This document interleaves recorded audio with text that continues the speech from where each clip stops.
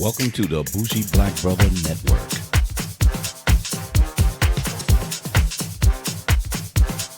Good afternoon and welcome to Fade to Black Cinema. I'm Michael, your Bougie Black Brother, and I'm here with my co-host Alicia. What's up?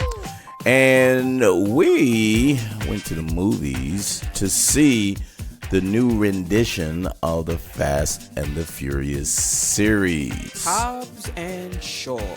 Yep. So I thought it was just Hobbs and Shaw, but it's the Fast and the Furious presents. Yep. When I said Fast and Furious, you said no. No, it wasn't. It was Hobbs and Shaw. It was Hobbs and Shaw, but they said Fast and Furious. So if you didn't know, this is like the 9th. Oh no, the 8th. Maybe it's the 9th. They had one in 2001. They had one in number 2 in 2003. They had one in 2006.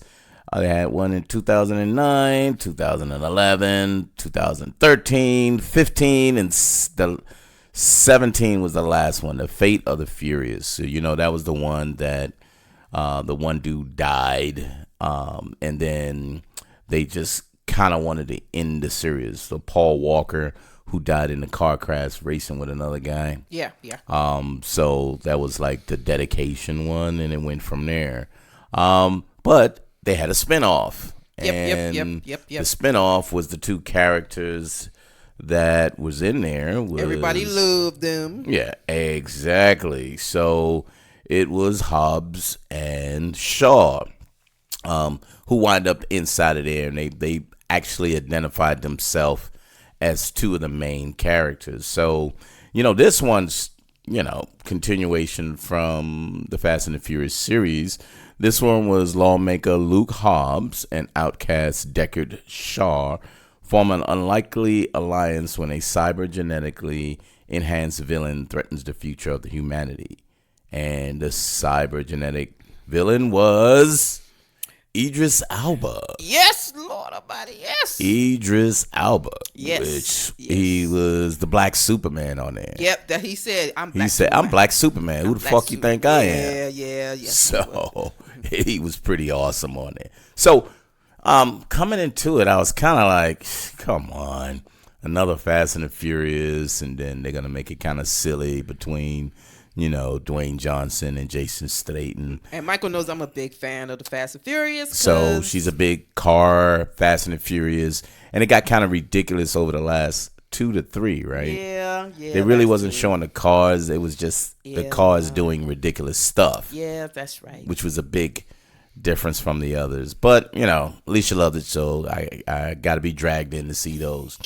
So this one I thought pretty much was going to be the same. It just, I was glad that Vin Diesel wasn't on there because yes, that was my main thing act. On any of them. And then he was like, yeah,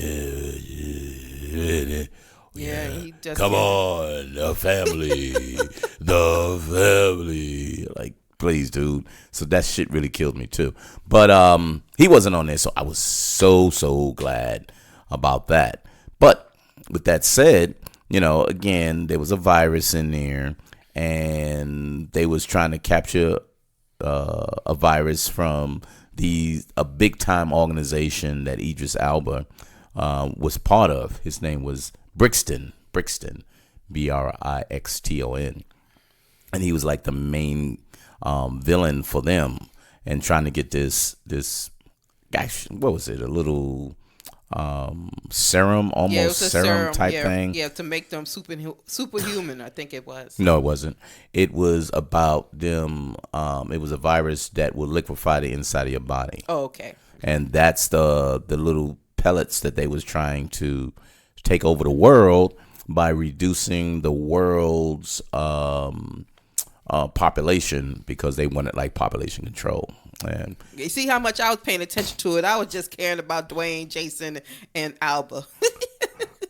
Yeah. So then the addition came in. It was Jason Statham's sister was part of MI6, and they thought she went rogue by taking the serum or the virus, and she was running around, and they was kind of have to find her. Yeah, but they came together to kind of say, what do we do to get the virus back? Now remember, the person who was the lead, he basically controlled the media. So he was putting this information out there to make her look like she was this villain. She was the one that stole killed her own people. Yeah, and stole the villain. And there were just little things that didn't make sense, and that's how Hobbs figured it out. Exactly. So it was kind of strange, and she stole it, and then Brixton came in. And he tried to chase her down, but she got away. Yes, because she had the serum inserted into her hand. Yeah, because she couldn't put it back in the tube. Right. Because the tube was ejected out, so she had to put it into herself. And it was like 3 little pellets. So what they didn't say who was in the movie, and I've been looking for them to show the stars of the movie, Ryan Reynolds wasn't listed in there. Nope. And neither was Kevin Hart listed in there. Nope. So those were 2 surprising actors that was in this. That was, made this movie even more hilarious. So with that said, it was kind of, on the surface, it was just a smash grab, blow up stuff, fight people, shoot, kill them, run over stuff, jump over helicopters. But it happened to be a lot funnier than what you would normally expect from the Fast and the Furious.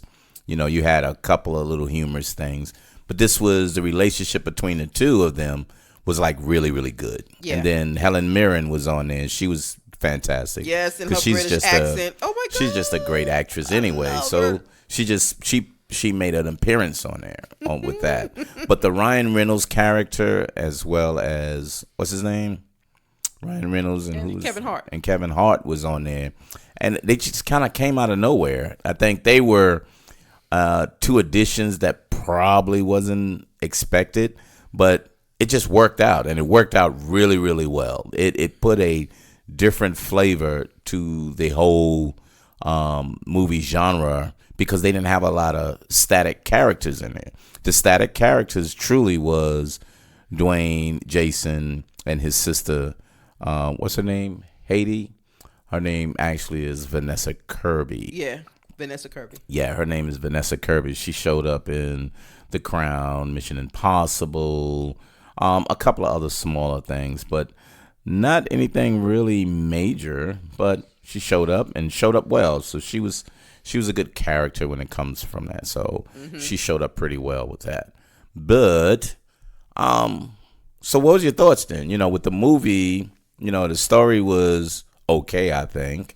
I love it. I just love it. I couldn't stop giggling and laughing, and I was excited about it. Because it was just like there was all these sexy guys in there, and they really, Dwayne Johnson, everybody knows everybody loves Dwayne Johnson, and Jason Statham, I love him in his British accent. He's a little so skinny, but he's just so sexy in his own way, and it just played off so well, So I know how much fun I had watching it. The stunts, the car stunts, it wasn't a lot, which was good.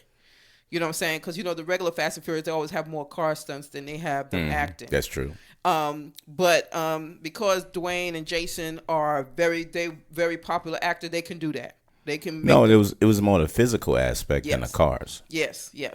So the fighting, it was hilarious though. Just little things they were doing throughout the movie was just fun. Yeah, don't get me wrong, it wasn't a comedy, but it was funny things in it. Mm-hmm. So don't expect, because we saying it was funny, that this was like a comedy / action. No, it was just some funny things that happened on top of the big movie that was an action movie and action / drama type thing. Yeah, like they went to Samoa. Mm-hmm. And then, they didn't fight with the guns. Then which kind of cool, because they kind of like, the guns were activated through a network, computerized. Mm-hmm. They had to have their fingerprint on there for the guns to work. So what they did was hack into it to eliminate the gun. So they had to fight with their bare hands. Physically had to fight. That was really cool. I like that part right there. The whole Alba, how he was just the Black Superman, and how he was just fighting them and they couldn't beat him. Yeah, because he was genetically engineered. Yep, and they said we have to fight as a metal spine. As a team. Mm-hmm. We have to fight as a team. So when one take a punch, the other one has to punch him. That was cool too. I thought that was really good. And then how you said that with what's his name? Who said he came in with family? This is a family. This is a family thing. At the end, Ryan Reynolds? No. The one who can't act from the Fast and the Furious. Oh, Vin Diesel? Yeah, Vin Diesel. They did put the twist of family in it, but they didn't say, we are a family. No, but that was kind of like a given. Hey, brother, because he went to Samoa and got back with his family, Dwayne Johnson. And they brought his daughter. And his brother, because he really didn't go back to there for 25 years. Yeah. But... and then it was Jason Statham's, him and his sister, which is a family issue too. So it's still all about family, but it wasn't blatantly, the way Vin Diesel and his crew. Yeah, it wasn't blatantly in your face. Yeah, not blatantly. It was kind of like Vin Diesel always put in your face. No, but it's your family. No, it's cliche. Okay, it was more cliche than in your face. He's using the family as a cliche to say, because you're standing next to me, you're family. No, it's not really what it is. But it was more relevant to them than the way Vin Diesel did, and maybe because he can't act, and it wasn't believable or anything. But the car chasing scenes and the Jeeps and all of that was pretty cool. Right, we were trying to figure out whether the Jeeps Range Rover or. Oh, it looks like Rivians. Yeah, electric Rivians. But, you really couldn't tell. But because the Rivian front looks like that. But it looks more like Range Rovers. But so interesting. It was exciting. It kept your attention. It wasn't a lot of silly stuff on there. There was a lot of things that was almost typical. But still that you can go along with, whereby the Fast and the Furious, a lot of that was like really, really fucking ridiculous. But one of the things that was kind of outrageous, but I thought was really cool, was Idris Elba had a motorcycle that he actually can call to him, and it'll adjust down, and he just, when he calls it, it'll like slide apart and then bring back together, and as soon as he wanted it, he just called to his motorcycle, and it'll show up and stand there, and he jump on it, and it's like real fucking cool. Yeah, but that was cool. That was a little addition that you just haven't seen, but he always had his little motorcycle like that, but that was cool. So a lot of good small little additions that it was away from the Fast and the Furious. So it made their series totally theirs, I think.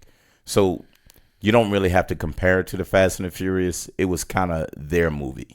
Yes, it was. Which I liked. Yeah, yes, it was. It was. But with Ryan Reynolds as the CIA operative, he was just crazy.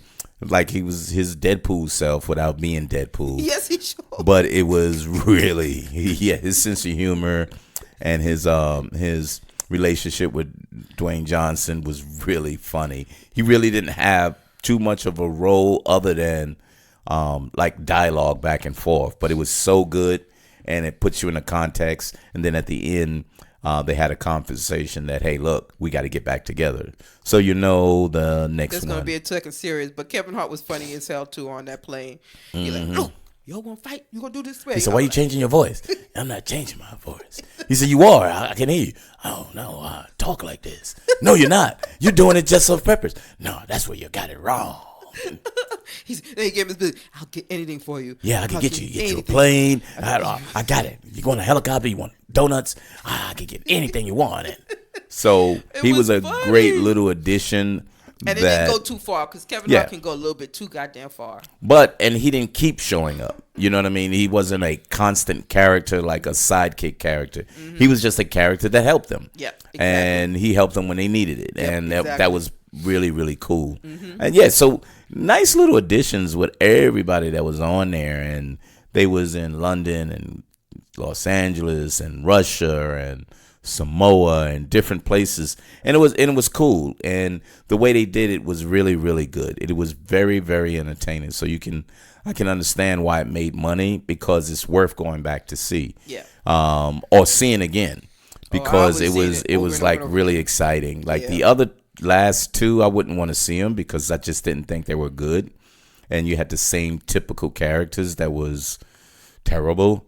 And you sort of got tired of them. So, but this one was really, really, caught me off guard. I was like, hey, what a good little team they got. Yeah. So, and it just worked out really cool. Yep. So with that said, what do you rate it, Deal? Ooh, 8.5. So I got a straight 8. I knew it was an 8 because I would see it again and I would recommend it because I enjoyed it. I think the critics gave it a decent score, but I think the people had it as a little higher. Yeah, they had it higher because the Fast and Furious series always show up on like USA, TNT, on the satellite channels, and they usually have it on Sunday, and I will sit there and watch no matter what, this whole series if it's on there. So that's why I gave it an 8.5. Yes, and I got it a straight 8, which isn't bad. We're right in range because it wasn't a bad movie. But it wasn't outstanding on my point, but very surprisingly good because I had low expectations. So it helped me out as well. But anyway, Fade to Black Cinema every Wednesday. Every Wednesday you can check out our movie, TV reviews, and you can get us on Fade to Black Cinema on all podcast downloads, or Bougie Black Brother Network. You can get it on YouTube. So you're sitting there checking out a couple of movies or checking out anything on there, and you can slide there and listen to our podcast from there. But other than that, we thank you very much. You got anything else, baby? No, that's it. Well, we appreciate it, and we'll see you next time on Fade to Black Cinema. Later. Bye.